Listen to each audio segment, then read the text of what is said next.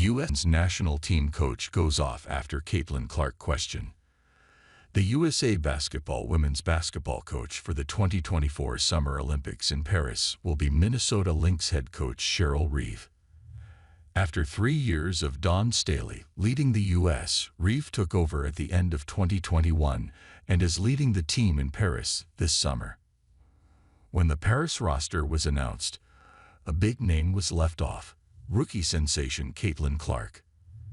As the head coach of the national team, Reeve was among those who were criticized for leaving Clark off the roster, who, despite her only having a few WNBA games under her belt, had a historic college career.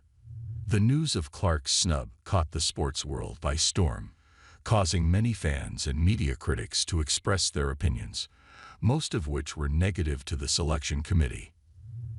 Ahead of the game between the Lynx and Fever, ESPN's Myron Medcalf asked Reeve about Clark playing on future national teams, but the question left Reeve infuriated. Also, during the pre-game press conference, Reeve was asked about the Clark effect that was taking over in Minnesota. Indy Star's Chloe Peterson asked the question about the possibility of the crowd being pro-Fever. And once again, it left Reeve quite upset. Lynx head coach Cheryl Reeve refuses to answer Caitlin Clark/Olympics questions.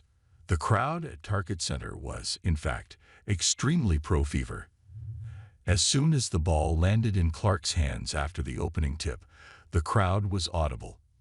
Heading into the game, the Lynx had one of the best records in the WNBA, a 16-7 record, but they left Sunday's game with a loss.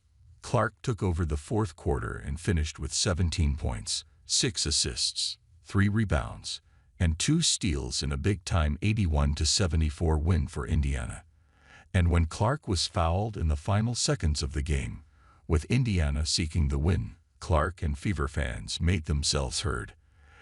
At one point, Clark was even hyping up the crowd.